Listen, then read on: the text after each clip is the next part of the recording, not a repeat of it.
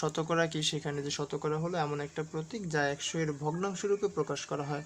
অর্থাৎ শতকরা থেকে কোনো কিছু ভগ্নাংশে নিলে তার হরটা হবে 100।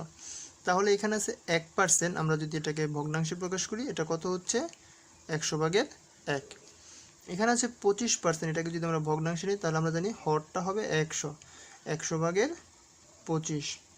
এখন যদি আমরা 100%কে ভগ্নাংশে নিই তাহলে এটা হচ্ছে 100/100। এটা হচ্ছে আমার ভগ্নাংশে প্রকাশ। এখন আপনাকে যদি বলা হয় এর লঘিষ্ঠ আকারটা বের করতে, অর্থাৎ এর আরও সংক্ষিপ্ত রূপ যদি কোনো কিছু থাকে, তাহলে আমরা এখানে ইচ্ছা করলে এটাকে আমরা লঘিষ্ঠ আকার বা কাটাকাটি বলতে পারি। এখানে আমি একদম সহজভাবে দেখাচ্ছি। আমরা 5-এর নামটা দিয়েও কাটতে পারি, আবার ডাইরেক্ট 25-এর নামটা একবার পড়লে 25, 25-এর নামটা 4বার পড়লে 100, তাহলে সমান এখানে হচ্ছে 4/1। আর 100 দ্বারা 100কে ভাগ যায় সরাসরি একবার, তাহলে 1%। তাহলে 100% সমান এখানে আমরা কত বলতে পারি 1। এখন আমরা পঞ্চম শ্রেণীর পাঠ্যপুস্তকে কিছু শতকরা থেকে ভগ্নাংশ প্রকাশ দেওয়া আছে, সেগুলো নিয়ে আলোচনা করব। তো শিক্ষার্থীরা, তোমরা যারা পঞ্চম শ্রেণীর রয়েছো তোমাদের পাঠ্য বইয়ে পৃষ্ঠা নম্বর 94 পৃষ্ঠাতে এই কয়টা শতকরা রয়েছে, এদেরকে ভগ্নাংশ প্রকাশ করতে বলা হয়েছে। তো এখানে আরেকটা কথা বলা আছে, ভগ্নাংশ এবং তারপরে দশমিকে প্রকাশ করি।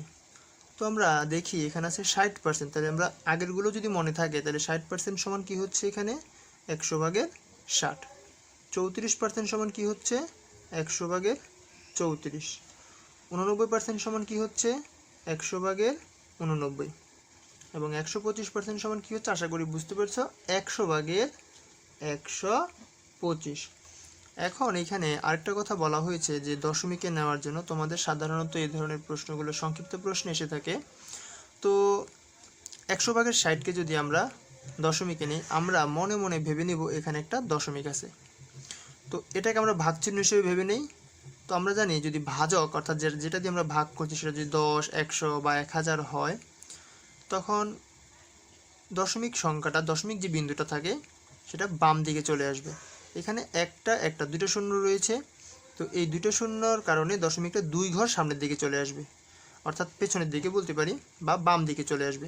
1 ঘর 1 ঘর 2 ঘর এই সামনের দিকে চলে আসবে। তাহলে এখানে আমরা দেখতে পাচ্ছি যে এই 60-এর আগে দশমিকটা আসছে। তো দশমিকের আগে আমরা একটা শূন্য দিয়ে দিব। এখন আমি এখানে করব কি, এটা কেটে দিব। বলতে পারো স্যার এটা কেন কাটছেন, যে দশমিকের পরে শূন্যের কোনো দাম নেই, তাহলে 100/60 হয়ে গেল কত 0.6। তাহলে একই রকম এটাকে যদি লিখতে চাই, এখানেও দুটো শূন্য আছে, দশমিকটা এখানে মনে মনে ভেবে নেই, তাহলে 2টা ঘর আগে আসছে, তাহলে হচ্ছে কত 34-এর আগে দশমিক হচ্ছে, তার আগে একটা শূন্য দিয়ে দিবে। একই রকমভাবে এটা হচ্ছে তাহলে কত।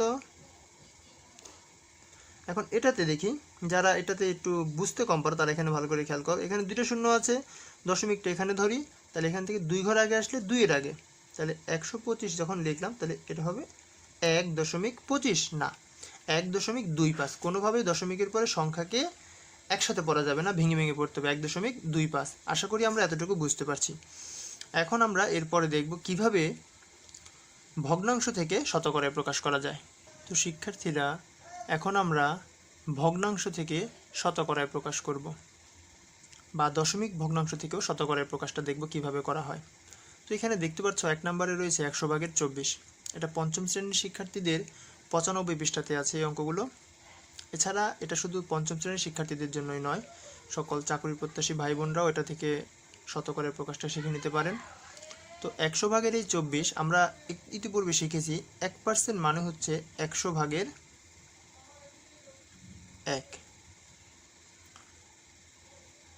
আমার এখানে একটু দেখতে সমস্যা হচ্ছে। 1% মানে হচ্ছে 100/1। তাহলে 100/1 সমান 1%, দ্যাট মিনস 100/24 মানে হচ্ছে আমার এখানে 24%। এখন আমরা দেখব, এটাতে তো হর 100 ছিল, যার কারণে আমরা বুঝতে পারলাম 100/24 মানে 24%। কিন্তু ভালো করে খেয়াল করো, এখানে হর হচ্ছে 50/21। তো এরকম যদি হর 100 ভিন্ন অন্য কোনো সংখ্যা হয়, আমরা প্রথমে সেই হরটাকে 100 বানানোর চেষ্টা করব। তো হর এখানে আছে কত 50। তো এই 50/21কে আমরা লিখব।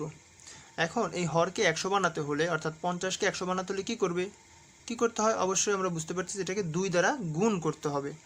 এই 2 দ্বারা আবার উপরে লবকেও গুণ করব। তো সমান দিয়ে ফলটা যদি লিখি আমরা জানি 50 দুগুণে 100 তো এখানে হবে, আর উপরে গুণ করে বসাবে 21 দুগুণে 42। তো এখন এটা হয়ে গেল 100/42। তাহলে আমরা কত লিখতে পারি এখন? অনায়াসে আমরা এখানে 42% লিখে দিতে পারি। একই রকমভাবে 20/23কে যদি আমরা খেয়াল করি, তাহলে এটার 20কে যদি 100 বানাইতে হয় তাহলে আমরা 20কে কী করতে হবে? 5 দ্বারা গুণ করতে হবে। এই 5 দ্বারা আবার উপরেরটাকেও গুণ করতে হবে, অর্থাৎ লবকে।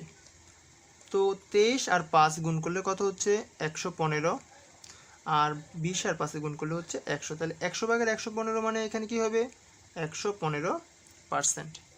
আশা করি আমরা এই তিনটে জিনিস এখান থেকে বুঝতে পারছি। এখন দেখব কিভাবে দশমিক ভগ্নাংশ অর্থাৎ দশমিক সংখ্যা থাকলে সেটাকে কিভাবে দশমিকে শতকরায় প্রকাশ করা যায়।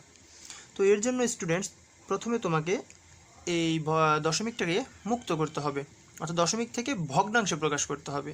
এটা যদি আমরা না জেনে থাকি, একটু ভালো মতো খেয়াল করি, অত্যন্ত সহজ। এই দশমিক বিন্দুর জন্য আমরা দাগের নিচে একটা 1 লিখব। দশমিকের পরে যে কয়টা সংখ্যা থাকবে, এখানে দুটো সংখ্যা আছে, তাহলে আমরা দুটো শূন্য দেব।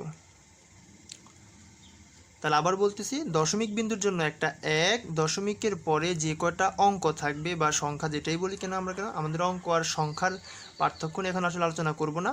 তো দশমিকের জন্য একটা 1, দশমিকের পরে যে কয়টা সংখ্যা থাকবে সে কয়টা শূন্য দেব। এরপর দশমিকটাকে মুক্ত করে যা থাকে উপরে লিখে দিব। তাহলে কত হচ্ছে এখানে? 54। এই শূন্যটার সামনে দরকার নেই, সামনে শূন্যের কোনো দাম নেই। তাহলে 100/54 আমরা অনায়াসে লিখতে পারছি কত? 54%। একই রকমভাবে আমরা এটা একটু খেয়াল করি, 0.3। তাহলে কি বলেছিলাম? দশমিকের জন্য একটা 1, দশমিকের পরে একটা সংখ্যা, একটা শূন্য। তার উপর দশমিকটা বাদ দিলে এখানে কত থাকে? শুধু 3, সামনে শূন্যের দাম নেই। এখন 10/3 হলে তো আর 3% লেখা যাবে না, যেহেতু হর 100 হয়নি, তারপর এটাকে আবার এই হরকে আবার 100 বানাতে হবে। 10কে কত দ্বারা গুণ করলে 100 হয়? 10 দ্বারা। ঠিক একই রকমই 3কেও আমাদের 10 দ্বারা গুণ করতে হবে। তাহলে হচ্ছে কত? 3 10 30, 10 10 100। এখন আমরা বলতে পারি 100/30 মানে কি? 30%। এটাকে যদি করি, এটা আপনাদের বাড়ির কাজ রইল, এটা আপনারা করে কমেন্ট বক্সে উত্তরটা জানাবে।